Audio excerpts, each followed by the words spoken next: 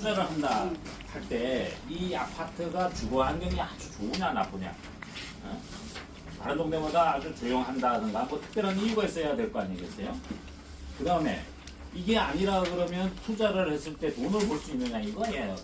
솔직히 돈입니다 전부 다. 그럼 우리가 이제 주거 환경이 좋으냐를 한번 우리 뼈를 분석을 해보면 대한민국의 재개발 같은 이런 개발 형태의 대부분이 물론 지방은 빼놓고 서울 같은 경우는 용적률이 230%입니다. 그럼 대지 면적이 100이라 그러면 건축 연면적이 230이 된다는 얘기겠죠. 단순히 계산하면. 그래서 역으로 계산을 하면 여기가 만약에 35평형이다 가정을 했을 때 대지 지분이 230%일 때 12, 13 정도 대지 지분이 이렇게 돼요. 근데 300%면 동일한 대지에 300%를 짓는다는 얘기는 세대수가 많이 늘어난다는 얘기죠. 그럼 이걸 역산을 해보면 9평 전후가 되는 거죠. 그러면 230%가 300%하고 재산 가치가, 투자 가치가, 상품 가치가 뭐냐 그러면 동일한 아파트 35평을 짓는데 공사비는 동일할 거예요. 230%나 100%나 만약에 300%나 500%나. 그런데 요거를 원가를 분석을 해가지고 분석을 해보면 230%대 대지 지분이 12평 내지 13평인데 300%일 때는 9평밖에 안 된다는 얘기예요. 그러면 차액이 차가 3 내지는 이렇게 차이가 나는 거죠. 그럼 우리가 아파트 원가를 구성을 할 때 내 아파트 가치와 건물 가격과 대지 지분이에요. 그러면 동일한 아파트일 때 건축비는 동일하다는 거예요. 용적률이 변화가 되거나 말거나. 근데 대지 지분은 용적률이 올라가면 올수록 대지 지분은 이렇게 아래로 된다는 얘기죠. 이렇게. 그러면 종합적으로 이걸 두 개를 더했을 때 원가, 재산 가치는 용적률이 높으면 높을수록 줄어든다는 게 기본이잖아요. 이게. 자, 우리는 이렇게 돼가지고 이런 마이너스를 감안하고 개발을 한다고 하면은 이런 불편함, 재산 감소되는 만큼 우리한테 어떠한 이득이 있어야 되겠죠. 그런 부분이 존재한다라면 타박을 할 수가 있을 거라는 거죠. 근데 그런 걸 눈을 아무리 이렇게 씻고 찾아봐도 없어요. 자, 우리 주민들이 개발을 찬성하는 찬성파, 지금 현재 추진위원회 얘들은 무슨 얘기를 하냐 그러면 이런 식으로 개발을 했을 때 얼마 간다고 그랬습니까? 3년 전에 15억 간다고 아마 그랬던 것 같은데 아닌가? 12억인가? 자, 어찌됐든 여러분들이 만약에 A 단지라는 데가 존재하고 B 단지라는 데가 존재해요. 여기는 230%짜리고 여기는 용적률이 300%짜리라고 가정을 했을 때 여러분들이 동일한 가격이다. 이게 11억이고 이게 12억이라면 여러분은 어떤 거 사겠어요? 이 바보가 아닌 이상 이걸 사야 되는 거죠. 그렇죠. 대지 지분이 많아요. 네. 그럼 거꾸로 시장 가격은 진짜 바보가 아닌 이상 300%짜리에 같은 35평이라고 가정했을 때 같은 평형입니다. 35평이라고 보고 내가 이렇게 살지언데 시장 가치는 어떻게 형성되겠어요? 당연히 이게 만약에 11억이 간다 그러면 요만큼 차이 나는 거 산수로 계산해 보면요 절반이라고 그러면 50%예요. 그러면은 절반에 한 30%니까 3, 50에가 40, 한 85. 어찌됐든 이게 한 85% 정도로 줄어들어야 되는 게 이게 정상이에요, 이 가격이. 근데 이 추진자들은 이런 걸 주민들이 내용을 모르기 때문에 무조건 동일한 장미동의 동일한 아파트가 몇 단지가 이렇게 12억, 15억 가면 우리도 이렇게 갈 거라는 얘기예요. 이게 거짓말이라는 얘기죠. 근데 우리 주민들이 이런 내용을 모르는 분들은 그래 우리 새 아파트니까 그럴 수 있어. 용적률이 올라가면 올라갈수록 우리한테 이득이 된다는 거죠. 원래 요만큼 짓기로 되어 있던 부분을 요만큼 더 짓는다고 가정을 해봐요. 요 녀석을 일반 분양을 해가지고 요 이익금을 가지고 우리가 나누어 가진다 그러면은 분명히 이익이라고 그럴 수가 있어요. 나중에 그렇죠. 시장 가격은 둘째치고라도. 근데 우리는 이 발표 내용이 어떻게 돼 있어요? 이걸 가지고. SOC. 자, 이 이익이 우리 주민한테 몇 프로 온다고요? 10에서 30%.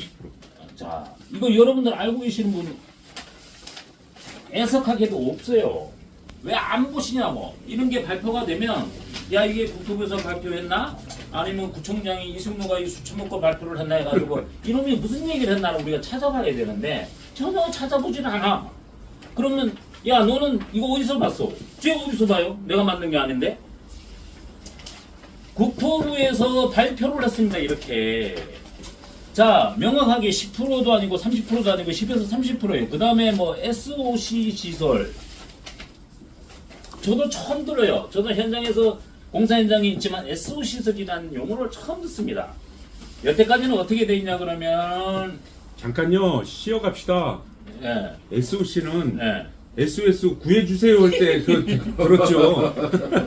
제가 이거 갑자기 또 생각이 안 나는데 우리 그 정신지체 장애들 같은 경우는 직업이 없으니까 이렇게 모아놓고 일반인이 100개 만들면 이 사람도 한두 개 만드는 거 이런 걸 이렇게 공간을 만드는 거 주거약자 시설 그런 거는 있었어요. 그 용어가 지금 제가 갑자기 생각이 안 나는데 이런 용어를 갑자기 쓰던 거를 안 쓰고 이런 걸로 바뀌었어요. 그래 놓고 이름하여 뭐라고 써놨냐 그러면 개방형이다. 좋죠. 이렇게 폐쇄적인 것보다 개방이라 그러면 일반적으로 좋은 의미를 가지고 있는데 그러면 개방형이 우리 주민 입장에서는 어떠냐? 이 시설을 이용하는 사람들 입장에서는 개방형이 뭐 좋죠. 남의 아파트 단지에 내 땅이 없었는데 이런 공간을 이용한다는 게 엄청 좋은 겁니다. 단어상 의미는. 근데 우리 주민들 입장에서는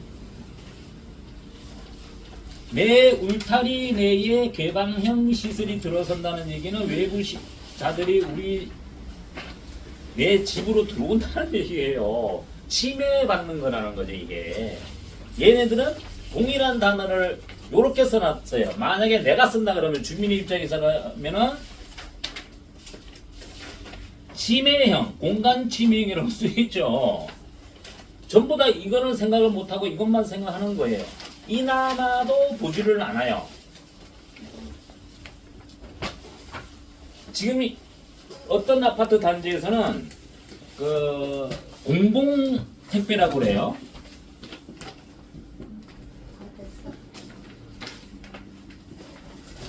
이게 뭐예요? 이제 사회적인 도움이 필요한 사람들을 위해 가지고 물품을 저장하거나 창고처럼 해가지고 나눠주는 분배소 같은 걸 말을 하는 건데 이것이 우리 아파트 단지에 들어온다 그러면은 이 SO 시설과 동일하게 외부 차량이 들어오거나 외부 인원이 들어오거나 그러면 매연이라든가 각종 손잡이라든가 우리 주민들한테 굉장히 나쁘게 되겠죠.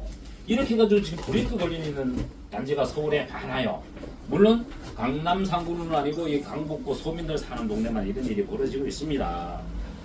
그러면은 이렇게 돼 있는 걸 여러분 우리 주민들이 좀 공부를 해야 되는 거예요. 공부를 한다고 그래가지고 사법고시처럼 어렵게 공부를 하라는 게 아니라 이렇다라는 내용을 발표한 원문은 최소한 읽어봐야 되는 거죠. 물론 100% 이해가 되지 않더라도 이렇게 되어 있어요. 그 다음에 뭐 노란불. 이 공유형 아파트 무슨 개 푹 들어보는 소리야. 이걸 공유한다? 이걸 목적하는 것보다 공유하는 게 굉장히 좋은 거죠 이게. 근데 이거는 결국은 우리 거를 100%요 녀석을 이런 식으로 나눠가지고 한다라는 거예요. 그럼 우리한테 실질적인 거는 요거밖에 안 되는데 이렇게 써놨다는 얘기는 30%는 절대 아니라는 거죠. 이것도 무시합시다. 그럼 중간에 15%밖에 안 된다는 거잖아요.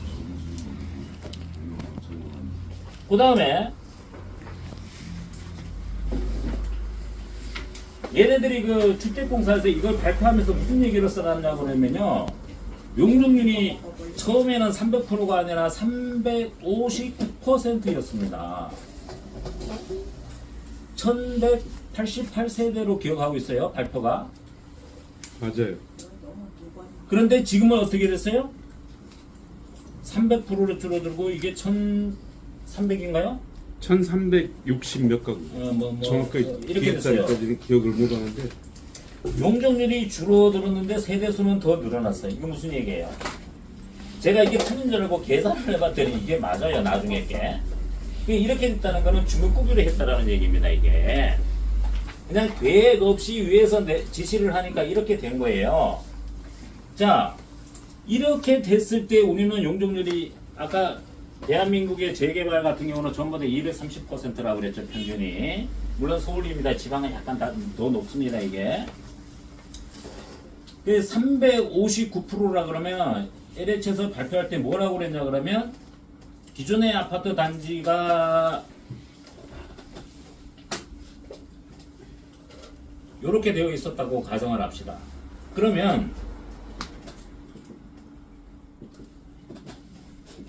이런 식으로 되거나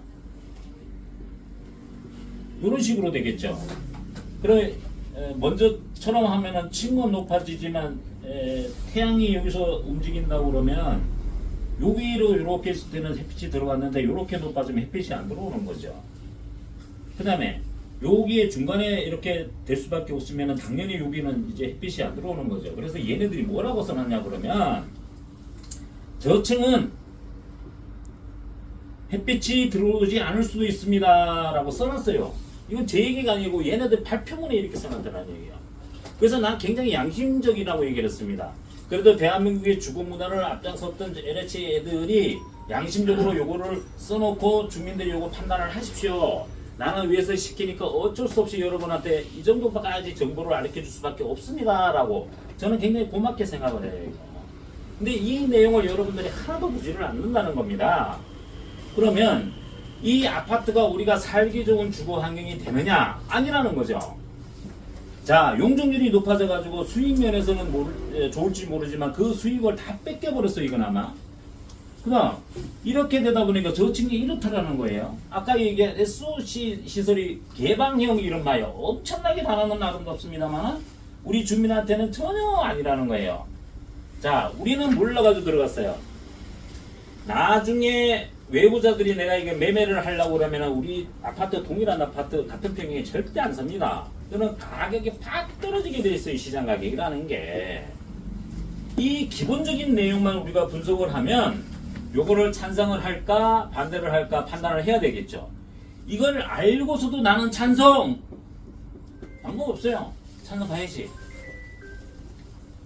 우리가 그래서 요 아파트 상품이 과연 주택으로서의 주거 환경으로서의 환경이 그냥 좋은 거냐 요걸 따져볼 때 기본적으로 지금 제가 말씀드린 이런 내용입니다. 가장 중요한 거는 우리 주민들을 이걸 알아보려고 노력을 하지 않는다라는 거예요. 이런 얘기를 하면은 너는 임마 이거 개발이 돼서 하나도 모르는 놈이 내가 임마 건축 공사를 50년을 했는데 네가 몰라 이렇게 대화가 돼요. 그럼 대화하는 나도 짜증이 나는 거죠. 그래서 제발 우리 주민들한테 저는 왜 찬성을 하느냐 반대를 하느냐 하기 전에 이거는 알고 계십니까? 알아보셨습니까? 읽어봤습니까? 라는 얘기를 하는 겁니다. 그 다음에 투자 가치라는 거죠. 아까 잠깐 언급을 했듯이 우리가 재개발해갖고 소위 말해서 뉴타운 얘기할 때 무너뜨린 게 2014년이죠. 벌써 10년이 됐네요. 이때 우리가 조합원 분양가라는 용어를 쓴 것이 1200만원대 후반대쯤으로 제가 알고 있어요. 평당. 지금 우리 주민들이 이때 반대를 했다가 속았다고 표현하는 사람들이 있는데 그러면 이때 분양을 아파트를 다 했으면 돈을 벌었다. 아파트 가격이 지금 장기정기 11억 12억 호가입니다 이거. 실이 매매 가격은 절대 이렇게 되지는 않는데 우리 주민들은 투자를 해서 아파트로 개발을 하게 되면 돈을 번다는 생각을 갖고 있는 사람들이 이걸 이렇게 계산을 하고 있어요. 대한민국의 이런 개발의 형태로 해가지고 원주민이 아파트에 들어간 재정착륙이라고 하는데요. 애석하게도 이거밖에 되질 않아요. 못 들어갑니다. 왜 못 들어가느냐? 현재 내 재산이 종전 자산이 1억 내지 2억이라고 가정을 해요. 이렇게 개발하는 데 가면은 우리 동네처럼 약간 오래된 건물 같은 가치가 몰랐나요? 물론 여기 뭐 5억, 10억짜리도 있겠죠. 근데 프로테이지로 보면 이거는 아니고 이렇게 되는 거예요. 그 다음에 분양가가 예를 들어서 5억이라고 가정을 합시다. 그럼 이 차익이 어떻게 돼요? 우리나라 은행이 아주 잘 돼서 전부 다 뭐 70%, 80%이 금융권까지 가면 90%까지 대출을 받는 거죠. 대출은 그냥 공짜가 아니라 이자가 발생하게 되겠죠. 자, 우리가 예전에 바로바로 돼가지고 아주 정상적으로 개발이 됐다 그러면 이번에 몇 년 전에 한 5년 전부터 시장 아파트 가격이 폭등을 해가지고 분명히 이익은 되는 거는 맞아요. 근데 왜 제가 제 정착률을 여기다 써놨냐 그러면 이 들어갈 때 대출을 내가 대출 해주세요 한다고 그래가지고 대출을 해주는 건 아니잖아요. 담보잖아요, 우리나라는. 담보, 첫째 담보, 두 번째 상환 능력이잖아요. 이거는 내 소득과 상관이 있는 거잖아요. 그러니까 내가 급여가 1억 연봉 받는 애들이랑 5천만 원 받는 애들이랑 300만 원 받는 애들이랑 이게 틀리잖아요. 다 안 해준단 말이에요. 금리도 높아지는 거고. 내가 들어가고 싶어도 못 들어가는 조건이 상환 능력이나 담보는 뭐 아파트가 지어졌으니까 이 능력이 안 되기 때문에 이 차액을 이자를 내고서라도 내가 빌리고 싶은데 금융권에서 절대 안 해줍니다. 그러니까 못 들어가는 거예요. 이런 현상이 있는 거예요. 물론 이런 이유 외에 나는 공동주택이 싫다 그래가지고 안 들어가는 분들도 있겠지만은 대부분이 들어가고 싶어도 못 들어가는 이유가 이거예요. 17%밖에 안 되는 이유가. 그래서 이 사람들은 개발이 시작되고 입주 시기 전에 어느 시점이 되면은 아파트 기존의 그 분양권 매매 거래 시장이 우리나라는 약간 이런 상승 곡선으로 약간씩 올라갑니다. 그러니까 여기보다 높아지는 이 차액을 그냥 만족하는 사람들이 많아요. 그러니까 이것도 안 되는 현상 같은 경우는 집 소유주에서 갑자기 세입자로 전락하게 되는 경우가 굉장히 많습니다. 자, 이렇게 된 이유가 옛날에는 우리나라가 왜 자꾸 개발에 대해서 돈 번다고 생각을 갖고 있었냐 그러면요. 예전에는 재개발을 하게 되면 정부 지원이 많았어요. 이렇게 우리 땅이 있으면 이 도로가 있을 거 아니에요? 도로는 우리 사유지가 아니고 공유지입니다. 그래서 25년 전쯤에는요. 이 공유지 도로 면적을 우리도 여러분들도 한번 생각해 보시면 이 도로 면적이 무시를 못해 굉장히 많아요. 이거를 무상으로 줬어요. 누구한테? 주민들한테. 근데 어느 국회의원 이 자식이 그 국정감사에서 야 이건 공유지잖아. 그러면은 세금으로 국민의 세금으로 만들어진 걸 왜 이쪽 동네에 사는 사람들한테 특별한 이익을 주냐? 이거 하지 마 이렇게 된 거예요. 그러면 우리가 이런 현재 우리 복합 사업이나 재개발이나 모든 개발에서 요 내 종전 자산을 어떻게 평가를 합니까? 기준 이 발표 날 때 예고했을 때 그러니까 여기서 공고가 뜨면 공고나 고시가 뜨면 여기서부터 해요. 행위 제한이 되거나 재산권 형성에 문제가 되고 감정평가 기준을 여기를 잡는 거예요. 여기서 본격적인 사업이 시작이 되더라도 여기서부터 땡겨가지고 한다는 거죠. 우리 재산은 그렇게 해요. 근데 요놈들은 공유지는 개발이 돼가지고 입주 시에 평가를 하는 금액으로 달래는 겁니다. 그래서 100원짜리를 200원, 300원에 달라고 그래요, 우리나라가.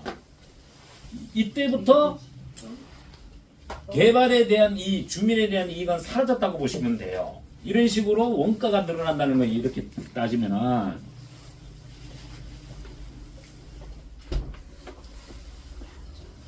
자, 그래서 우리가 10년 전에 이렇게 됐는데 장이동에서 제대로 진행된 데가 2구역, 5구역, 한 7구역 이 정도로 보면 되겠네요. 이 구역은 워낙 사업적이 좋았고 먼저 시작해서 이거는 빼고요. 5구역, 7구역은 그나마 약간의 이런 금전적인 이득을 봤다고 보시면 돼요. 근데 지금 진행되고 있는 8구, 4구요. 그 언론에서도 유명한 4구역, 그 다음에 이것도 언론에서 유명한 10구역, 그 다음에 아직도 우리랑 같이 했는데 아직도 뭘 하고 있는지 모르는 14구역입니다. 요게 우리랑 가장 인접한 구역이에요. 그 다음에 여기에 조합장하고 우리 12구역의 조합장하고 친구처럼 지나고 정비업체가 동일한 업체에 있었어요. 우리 구역이 여기 2구역이나 5구역처럼 빨리 진행될 수 없는 구조였다. 태생적으로 저는 그렇게 생각합니다. 그래서 14구역이 아직까지 진행을 못하고 있는 거예요. 그러면 아까 제가 우리 조합분야과가 과거에 진행됐을 때 이랬을 거라는 거죠. 여기도 사업성이 가장 좋다는데도 가구당 2천만 원인가 3천만 원인가 더 추가 부담금이 들어갔어요. 그래도 장유동에서 여기가 제일 좋다고 저는 어쨌든 결과론적으로 제일 좋다고 보는 거고, 여기는 뭐 비등비등한데 아파트 가격이 갑자기 오르는 만큼 이득을 봤다고 보고요. 자, 14구역은 여태까지 왜 그 좋다는 건데 왜 안 가고 있을까요? 아까 얘기한 택배 시설을 여기다 끌고 가겠다는 거예요. 구청장이라는 친구가. 주민들은 당연히 반대를 하겠죠. 우리가 이런 뉴타운 계획이라는 거, 기본 계획이라는 게 있습니다. 모든 게 우리나라 그 개발 관련되는 종류가 굉장히 많은데 모든 법을 찾아보면 기본 계획이라는 게 다 있어요. 이거를 아무나 바꿀 수가 없어요. 근데 우리 구역에서처럼 우리 추진위에서가 활동을 해가지고 LH를 만나가지고 구청을 만나가지고 서울시장을 만나가지고 지금에 나와 있는 것보다 개선을 하겠습니다 하는 건 정말 거짓말입니다. 공무원분들이 절대 그렇게 해주진 않아요. 오히려 더 뺏어가는 거죠. 아까 택배 차량 얘기가 14구역입니다. 여기가 이런 식으로 되어 있고요. 도로가 이렇게 있고요. 우리가 여기 이렇게 되어 있습니다. 여기가 13구역이고 여기가 14구역, 우리가 12구역이에요. 같이 아파트 개발을 하면 도로가 기존에 이렇게 있으면 나도 차선 하나, 너도 차선 하나 이렇게 돼 있었죠. 근데 14구역, 13구역이 안 가는 바람에 이 도로 전체 너비를 얘네가 준비해야 될 거를 얘네가 이렇게 돼 버렸어요. 그러니까 성북구청이나 서울시에서 뭐라고 그래요? 아, 그러면 이 기본 계획을 바꿔야 돼. 니네 사업성은 모르겠어. 요거에 공공이 중요하니까 이 도로를 먼저 해야 돼. 법에 되어 있으니까. 그러니까 얘네가 이 기본 계획을 수준이 들어가야 되겠죠? 이름하여 촉진 계획이 변경되는 겁니다. 자, 이렇게 줄어드니까 공무원들이 하는 일이 뻔한 겁니다. 아, 그럼 당신네들이 집 짓게 요만큼 줄어드니까 나는 여러분들 주민들을 위해 가지고 여기에 지어야 될 집이 100채라 그러면 여기다가 보충으로 올려줄게. 요만하던 걸 이렇게 올려줄게 하는 거예요. 그러면서 늘려주는 게 주민을 위한 건데 늘려주는 만큼 얼만큼 내놔. 이게 택배 시설이에요, 이거. 그러니까 주민이 열렸죠, 이게. 용적률이 땅은 대지 면적은 요만큼 줄어드는 만큼 고층으로 올리니까 고밀도가 되는 거예요. 우리랑 비슷한 현상이 되는 거예요. 물론 변화량은 우리보다는 좀 작겠죠. 이렇게 되는 겁니다. 자, 이제는 어디가 어딘지 몰라도 19역은 유명하니까 다 알죠. 정강훈이가 교회를 가지고 땅을 안 내놔가지고 사업이 안 된다. 손해배상을 청구하겠다가 뭐 그런 애들이 19역. 사업성이 장유동에서 세 번째인가 두 번째인가 아마 그랬을 거예요. 아직까지 진행이 안 되고 있어요. 지나가다 보시면 알겠지만 풀이 이만큼 자라 있습니다. 손을 안 대고 있어요. 그러면은 사구는 어때요? 신문에 이렇게 났죠. 공사 중단 요청은 예고. 그렇지. 써붙였어. 나 같으면 공사 중단을 하겠다고 해야 되는데 공사 중단 요청도 예고를 했대. 이게 뭐 하는 짓이에요. 그러니까 여러분들 다 이거 들어서 아시겠지만 저기 둔천동의 아파트 엄청나게 넓은 면적에 공사가 실적으로 중단이 됐잖아요. 왜? 공사비가 물가가 올랐기 때문에 이익이 줄어드는 못 해먹겠다 해가지고 요청을 하니까 조합에서는 뭐라고 그러겠어요? 야 무슨 얘기야? 니네가 계약했잖니? 계약에 이행을 해야지. 니네가 왜 그래? 예. 그랬더니 얘네는 예. 천재지변이래요. 예. 뭐가? 코로나가. 아, 그래요? 제가 오늘 무슨 좀 독감이 보고 있어서 천재지변이야 그런 거 있습니다. 무슨 자 그래서 일단 이놈들이 시공사가 공사 중단을 합니다. 20일 날 전화드릴게. 아니, 그러니까 내일, 주민들은 내일 내 집을 부수고 내일 여기다가 전화드릴게요. 아파트를 지으려고 그랬는데 여기 아니, 임시 거책이 어찌 있는 보고 거예요. 이게 입주 계획 잡고 내일. 금융권의 예. 이자 관계도 다 계산해가지고 계획을 다 잡고 있는데 갑자기 중단되면 내 입주 시기가 여기였는데 여기로 늘어나게 되니까 손해가 엄청 크잖아요. 이건 제 입장에서 봤을 때 계약대라고 소송 걸면은요, 이 건설사에서 다 지체 상금 같은 거 손해배상 다 물어줘야 돼요. 근데 그렇게 싸워가지고 시간이 많이 걸려가지고 여기 외부에서 임시 거주하고 있는 조합원 입장에서 전체적으로 손해니까 정부에서 중재 비슷하게 들어가서 어찌됐든 공사가 진행하는 쪽으로 지금 가고 있죠. 이런 일이 한번 벌어지고 보다 있다 보니까 사구역 이놈들이 이렇게 하는 거예요. 제가 알기로는 눈천동에 워낙 넓어가지고 건설회사가 4개인가 6개인가 모르겠습니다. 많이 들어갔어요. 그 중에 한 개가 사구역 하는 GS로 내가 알고 있어요. 이놈들이 학습을 해가지고 이렇게 또 요구를 하는 거예요. 근데 아마 쉽게 될지 안 될지는 모르겠습니다. 자, 요런 과정을 제가 왜 말씀드렸냐 그러면 14구역하고 19구역이 지금 수도업돼 있고 4구역은 골조가 다 끝났어요. 바깥에서 보면 건물이 완공돼 있는데 내부는 아마 공사 중일 겁니다. 이래서 이렇게 한다는 얘기는 분담금이 자꾸 올라간다는 거예요. 4구역은 어떤 일이 있었냐 그러면 공사를 하려고 보니까 지하에 한전 케이블이 지나가더라. 그것도 어떤 게 고압 케이블이 얼마가 필요하냐 그랬더니 400억이 필요하대요. 아까 제가 그랬죠. 어떤 개발의 형태든 간에는 사전에 기본 계획이 존재하게 된다고 그랬어요. 이 성북구청이나 서울시에서 4구역 밑으로 한전 고압선 지나가는 거 몰랐던 놈 한 놈도 없어요. 다 알고 있어요. 그러죠. 주민들이 속이는 겁니다. 그러니까 이 사업을 진행하게 되면 여러분들은 종전자산은 100원이고 나중에 아파트는 110원이니까 10원만 더 부담하면 됩니다 하는데 요걸 속이는 거예요. 100원이 아니라 가면은 갈수록 90원, 50원 뭐 이런 식으로 떨어지게 돼 있어요. 이 비용이 자꾸 들어가니까. 그러니까 반의 반토막이 되는 거죠. 그러다 보니까 일반 분양 가격보다 더 높이 들어가는 거예요. 이런 식으로 들어갑니다. 그 어떤 현장은요. 비례율이라고 그러는데 그 이익률을 따지는 게 100% 넘으면은 마이너스가 아니고 100% 이하만 마이너스인데 마이너스 되는데도 많아요. 그걸 감추고 하는 겁니다. 그것도 한꺼번에 하면 충격이 받을까봐 여러 차례에 나누어 가지고 그러면 우리 구이가 난 걸 것이냐? 대한민국의 주거 환경을 이끌고 있는 LH에서는 하니까 절대 그렇지 않을 것이다. 얘네들이 그랬잖아요.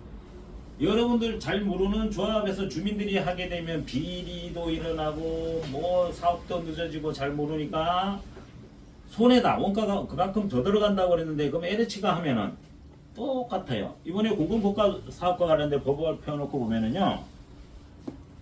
주민 협의체라는 게 있고요.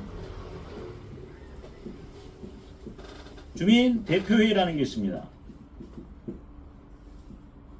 그럼 이건 뭐냐? 옛날에 그 재개발로 따지면은 주민협의체는 조합입니다. 조합은 전체의 모임이에요. 조합 자체가 되겠죠. 그 다음에 요거 대표회의는 뭐냐 그러면 조합의 임원들을 얘기하는 거예요. 얘네들이 LH나 전 국토부에서 처음에 발표할 때는 조합과 임원들의 운영 비용과 인건비가 절약할 수 있다고 그러는데 지금 똑같이 법에 이렇게 됐어요. 공공주택특별법에 보시게 되면 주민의 전체적인 모임의 협의체가 존재를 해야 되고 여기서 대표자를 만들어 가지고 이 사람들이 LH나 정부하고 모든 의사를 교환한다라고 되어 있어요. 그럼 이 사람들이 그러면 비용을 절감할 얘네들 발표대로 비용을 절감하게 되려면은 무급이어야 되잖아요. 근데 돈을 받아요. 야이씨, 너는 우리는 아직 시작도 안 했는데 네가 뭐 받는지 안 받는지 왜 감히 그런 얘기를 해? 저도 모르죠. 보수를 주게 돼 있어요. 우리보다 공공복합사업이 먼저 선시행되고 있는 게 금도지구. 천도지구라고 그럴까? 얘네들이 쓰는 대로. 나는 얘네들이 쓰는 단어를 쓰기 싫어가지고 일부러 그랬는데, 이게 대표적인 게 증산 4구역입니다. 얘네들이요, LH하고 싸워가지고 이 대표이라는 애들이 가지고 돈이 우리는 활동비가 너무 적다 해갖고 나중에 발표된 거 있어요. 어떻게 알아요, 제가? 얘네들 유튜브에서 지네들이 발표한 게 있어요. 4천억인가 하여간 그래요. 그걸 제가 대충 따져봤더니 예전에 조합장 있고 임원들 있는 비용하고 똑같습니다. 비용 저감하는 게 아니에요. 이 어마어마한 거를 국토부에서 발표하면서 원가 저감한다고 떠들어댔잖아요. 자, 재개발하고 우리 복합사라고 사업 LH에서 진행하기 때문에 사업비를 절감할 수 있다. 거짓말입니다. 용역업체도 이번에 동의서 진구하는데도 용역 발주를 했어요. 계약 기간은 내가 6개월이라고 그랬나? 6개월일 거예요. 지네들이 앉아가지고 입으로만 하는 거고 지시만 하는 거 하나도 하지 않습니다. 옛날에 우리 조합이 하는 거나 지금 LH에서 하는 거나 똑같아요. LH에서 계속 아까 용동조수도 변화 온 거 있는데 얘네들도 신뢰할 수 있느냐? 없어요. 뉴스에 보면 LH 애들은 광명에 땅 투기하고 사전 정보 가지고 땅 투기하고 있죠. LH 현장에 가서 이렇게 보면은요, 한 개 현장에 한두 번씩 꼭 경찰에 끌려다니고 조사받으러 다녀요. 요즘 LH 애들이 현장에 나오잖아요. 우리가 현장에 공사를 어떻게 합니까? 이런 도면이 있어요. 뭐 이렇게 그려졌다고 그래요. 그럼 공사를 요거랑 똑같이 이렇게 해야 될 거 아니에요.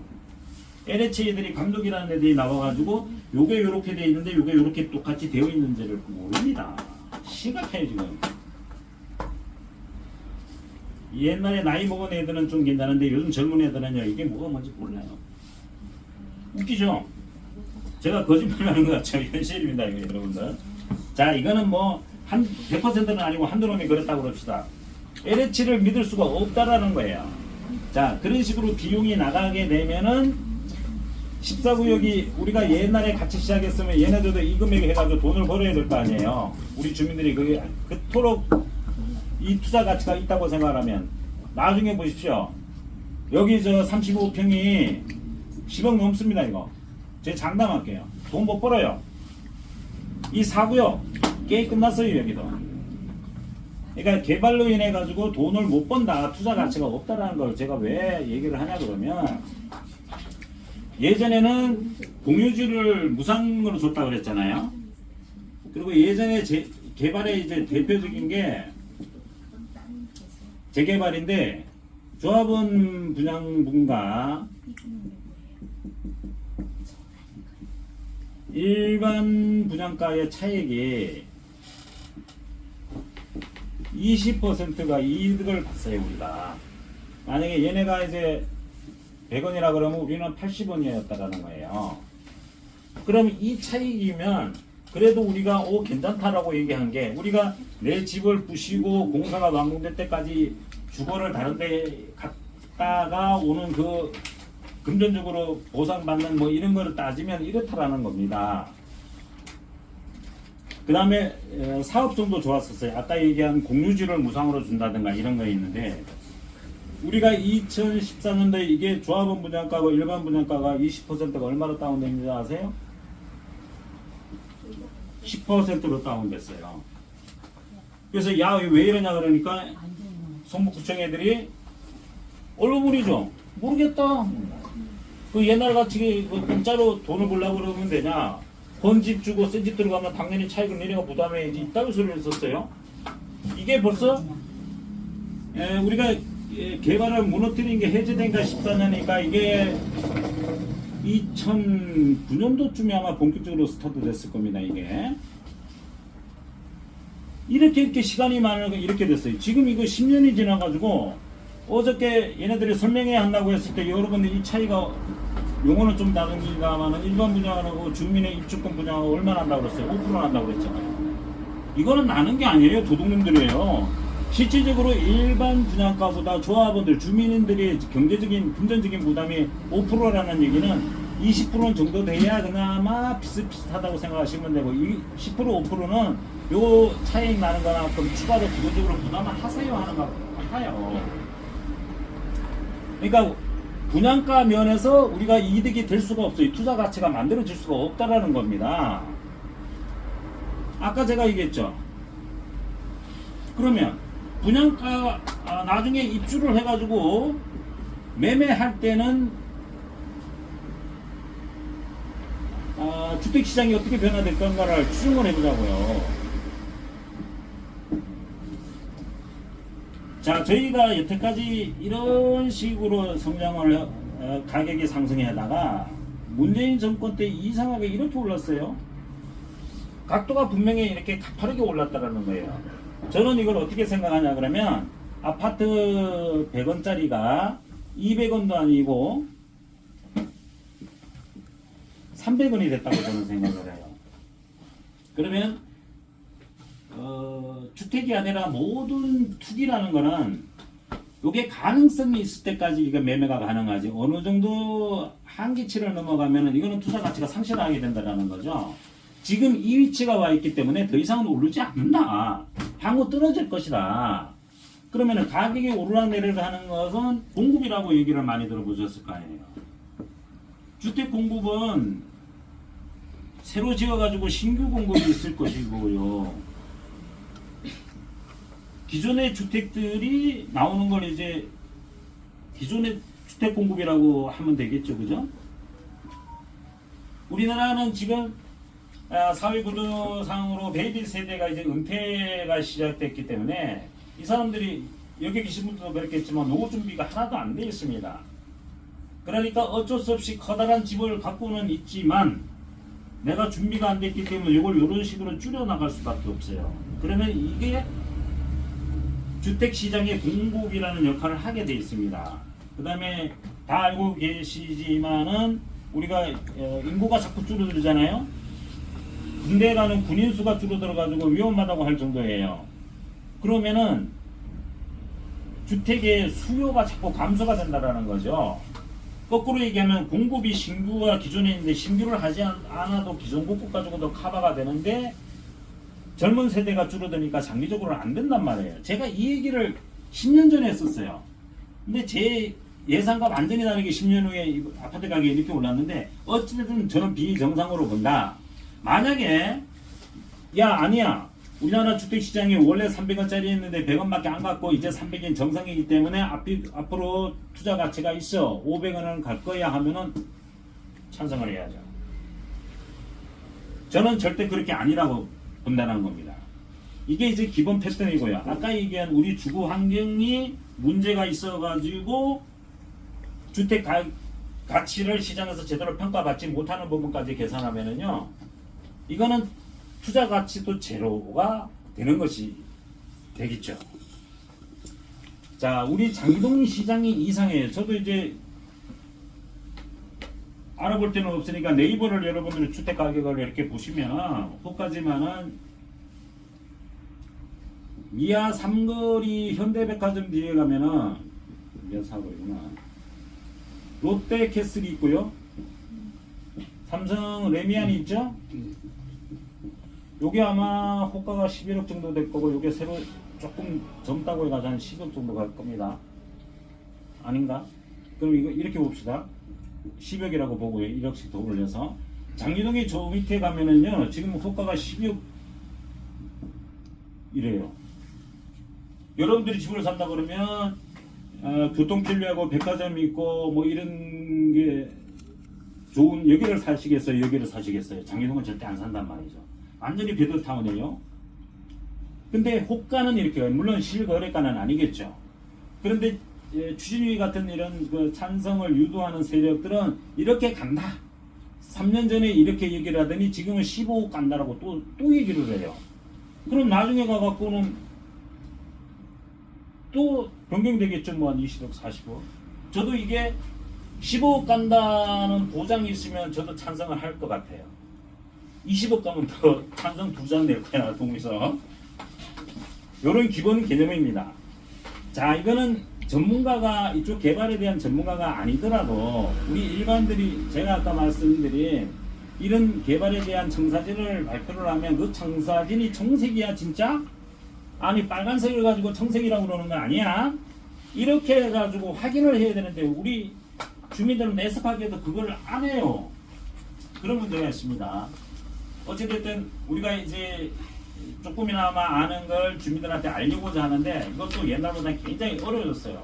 옛날엔 지나가다 만나가지고 개발 찬성이십니까? 반대를 하십니까? 그러면 얘기가 있었는데 요즘은 야, 왜 나한테 물어보는데 네가 뭔데 나한테 말을 걸어? 이런 식의 분위기가 바뀌었어요. 10년 사이에도. 자, 그래서 이런 기본적인 패턴만 우리가 확인을 하고 그래도 찬성을 하겠다, 반대를 하십사. 이게 내용이고요. 자, 우리가 지금 반대를 하고 있습니다만 애석하게도 힘이 모자라서 사업이 진행된다고 가정을 해요. 그러면 종전자산평가라는 게 뭐냐? 현재 내가 살고 있는 부동산의 가치를 평가하는 거죠.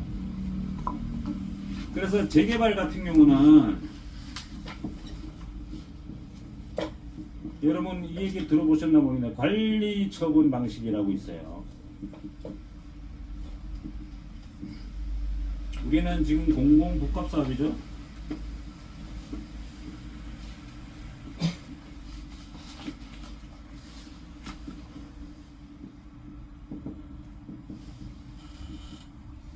수용 방식이라는데 이거는 학문적인 용어입니다. 뭐 현실에서도 쓰기도 합니다만은 관리 처분 방식은 뭐냐 그러면 현재 아파트를 지으려면 제가 그랬죠. 원가가 있다고 그랬죠. 건축비, 대지, 종전자산, 그 다음에 사업비 이렇게 계산을 해가지고 분양가가 만들어지겠죠.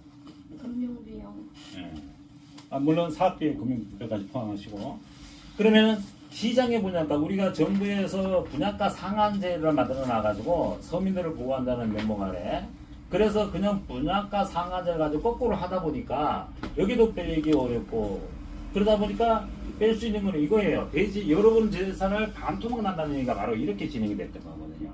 그러니까 100원짜리를 50원 이렇게 계산돼 가지고 이걸 기준을 거꾸로 맞춰가는 방식에 이렇게 생각하시면 되는 거고요. 그럼 수용 방식은 뭐냐? 여러분들 언론 같은 데 보면은 뭐 도로 확장이라든가 이번에 LH 제가 욕하면서 얘기했던 광명의 뭐 택지 개발 같은데 LH 공무원들이 사돈의 8촌까지 동원해서 빚을 내가지고 땅을 샀다라는 거 있잖아요. 걔들이 왜 사겠어요? 이 수용 방식이라는 거는 앞에 강제라는 단어가 빠져 있다고 보시면 돼요. 네, 괜찮아요. 강제 수용을 얘기하는 겁니다. 이런 경우는 어떻게 해야 되냐? 보상이라는 게 현금 보상이 원칙이에요. 우리가 재개발은 도시 및 주거환경 정비법이라는 거고 요거는 공공주택특별법이라는 거예요. 그 다음에 지역주택조합 이렇게 한번 들어보셨는지 모르지만 그거는 또 주택법에 저촉을 받습니다. 그래서 개발은 때려부시고 아파트를 짓는 거는 비슷비슷한데 그 저촉법에 관련 법에 따라 내용을 보면 사업의 내용에 구체적으로 조금씩 달라요. 그러니까 재개발은 도정법에서 이런 식으로 하는 것이고 공공복합 사업은 수용 방식으로 되는 거예요. 수용 방식이라는 거는 강제 수용을 하기 때문에 현금 보상이라는 겁니다. 자, 조금 더 진도를 나가면 재개발을 하게 되면은 내 재산을 부시고 이 명의가 어디로 가냐면 조합 명의로 가요. 이거를 법상으로 어떻게 해석을 하냐 그러면 양도로 봅니다. 매매 이렇게 보는 거죠. 그러면 양도소득세가 발생하게 되겠죠. 세법상. 근데 이거는 뭐냐 그러면 나는 매매 의도가 없는데 강제로 빼앗기는 거예요. 내 개인의 이익보다 더 커다란 공공의 이익 때문에. 그래서 현금 보상을 하게 되면은 이 양도세 적용이 안 됩니다, 이게. 근데 지금 우리는 어떤 식으로 가냐 그러면 현물 보상을 하겠다. 아니지. 한번 선나. 현물 선납을 하겠다라는 거예요. 그러니까 현물 선납을 하게 되면 명의가 우리 주민에서 어디로 바뀐다? LH로 바뀐다. 그러면 얘네들이 봤을 때 아 이렇게 되니까 양도로 봐야 되겠네 해가지고 양도세를 물리겠다는 거예요. 이거는 저기 세법 공부를 한국에서 공부한 게 아니고 저기 소련에서 공부했다고 보시면 돼요. 한국법을 이렇게 해석을 하면 안 돼요. 제가 알기로는 수용 방식의 보상 형태가 원칙이 이거라고 제가 그랬어요. 근데 보상 형태 강제 수용이라는 단어 앞에 강제가 가려져 있기 때문에 강제 수용에 대한 보상은 이런 매매 형태나 양도소득의 대상이 되면 안 되는 거예요. 이따위로 해석을 하면 안 되는 거예요. 현금 보상이 안 되게 되면은 현물 보상이라는 것도 있을 거 아니에요. 현물 보상하게 되면 현물이라는 어떤 그 부동산이 가져가니까 이거는 뭐 새롭게 들어가는 우리가 내 집을 수선을 해도 늘어난 부분만큼 재산세를 냅니다. 자 그렇게 되면 이거는 뭐 재산세를 부과를 한다. 이렇게 되면 조금 이해를 할 수가 있어요.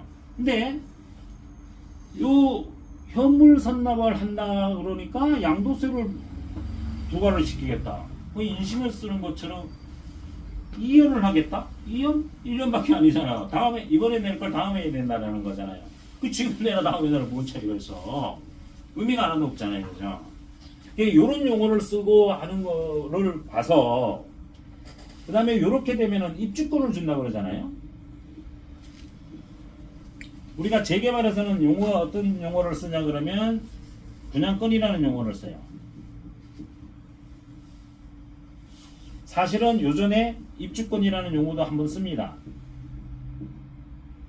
자, 우리가 이제 입주권이라는 권리와 분양권이라는 권리를 가지고 내용이 중요한 게 아니라 모르셔도 돼요.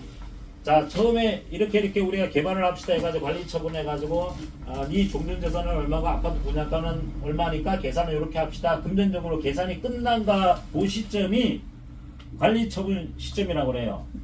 요 시점 이후로 분양권이고 요 이전은 입주권이라고 합니다. 그러면 일반적으로 법을 모르는 사람도 요전에는 확실하지 않는 권리, 보상을 확실히 예상할 수 없는 권리고 그럼 여기서부터는 용어가 다 바뀌었으니까 법상으로 확실한 권리겠구나. 권리로 봤을 때 이게 완벽하고 이게 부족하겠구나 하는 걸 아실 수가 있을 거예요. 그래서 이 입주권은 옛날에 뭐 딱지 그랬었잖아요. 거래되고. 이게 투기 잘못하면 무용지물이 돼가지고 사기당한 사람들 굉장히 많았습니다. 즉 권리의 보장의 강도라고 그럴까? 그게 입주권이라는 용어를 쓴다는 얘기는 분양권보다 약하다라는 거예요. 자 그러면 조금 이상하잖아요. 재개발 형태로 봤으면 분양권이라는 용어를 쓰면 좋을 텐데 굳이 입주권이라는 용어를 왜 썼을까요? 이거 사기치는 겁니다. 이거 분양권하고 완전히 틀려요. 심하게 얘기하면 극과 극입니다. 이거 보장 못 받을 수 있어요. 이론적으로는. 근데 우리 여기에서는 절대 그런 일은 없겠죠. 정부에서 이렇게 발표를 했는데 그 정도까지는 안 되겠지만 어찌됐든 이런 차이가 있다라는 겁니다. 그러니까 입주권은 권리가 아니다 이 정도로 보시면 되고 분양권이 확실한 건데 우리는 입주권을 주겠다라는 얘기예요. 그러면 현물 선납을 거래도 수용을 하면은 이걸 선납하는 사람은 입주권을 주겠다. 그러면 이게 거래가 돼야지 왜 안 된다고 그러죠? 왜 막아놨을까요? 저는 이해가 안 돼요. 이거는 주민을 우롱하는 겁니다. 진짜 주민을 위한다면 이따위 행동을 하면 안 돼요. 이 결정권자들은 이놈들이 그 정책 위반자들이 있기 때문에 우리가 아무리 떠들어도 안 될 겁니다. 자, 그래서 진행은 이렇게 되는데 만약에 우리가 현물 선납을 안 하고 아파트에 우리가 들어가지 않는다. 현금 보상을 받아야 되겠죠.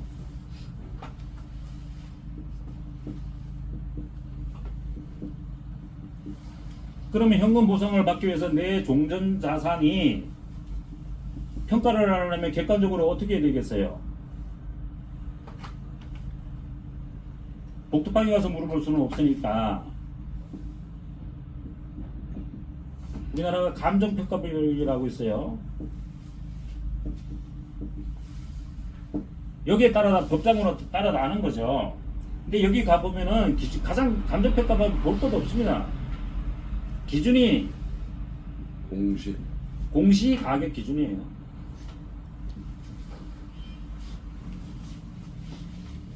자, 아까 설명드린 이 재개발 같은 경우는 관리처분 방식으로 하게 되면은 공시가격을 기준으로 하되 마이너스 내려가는 거죠. 근데 이 수용 방식이라는 거는 이 감정평가법에 의해서는 이렇게 되지만 수용 방식이라는 거는 여태까지 대한민국의 전례상 관례상으로 내려오는 게 어떻게 하냐 그러면 현 거래 가격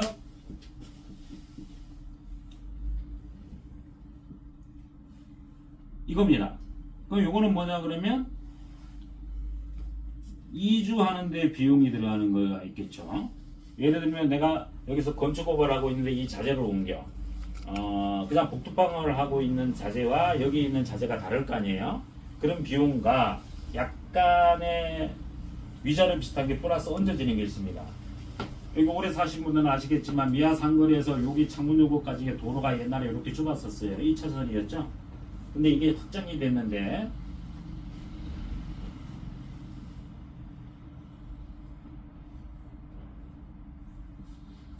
여기가 지금 우리 위치입니다. 여기가 옛날에 이렇게 좁았어요. 그래서 이쪽으로 이만큼 확장이 됐거든요. 이거 도로 한다고 해가지고 어떤 방식이냐? 이 방식으로 했어요. 그래서 거래 가격 플러스 이렇게 해야만이 말이 없어지는 거예요. 저항이 없어지고 갑니다. 그래서 아까 얘기했던 광명시 LH들이 투기를 내고 불법을 했던 데가 이겁니다. 땅을 사가지고 나무를 심었죠. 쓸모없는 죽어가는 나무를 싸게 갖다가 심어가지고 그 가격이 100원짜리인 것처럼 해가지고 보상을 받는 거예요. 그래서 이런 투기가 불법에 벌어지는 이유가 그겁니다. 그래서 수용 방식은 이런 식으로 처리가 돼야 된다는 거예요. 자, 그래서 우리가 이제 힘이 모자라 가지고 진행이 된다 그러면 우리는 이 수용 방식의 법정으로 정상적으로 종전선 평가를 받게끔 우리가 다시 한번 모여야 될 겁니다. 다만 이런 일이 벌어지지 않고 끝났으면 좋겠어요. 대체적으로 기본적인 거를 제가 이렇게 알고 있었으면 좋겠다라는 걸 설명을 드렸습니다. 이상입니다. 감사합니다.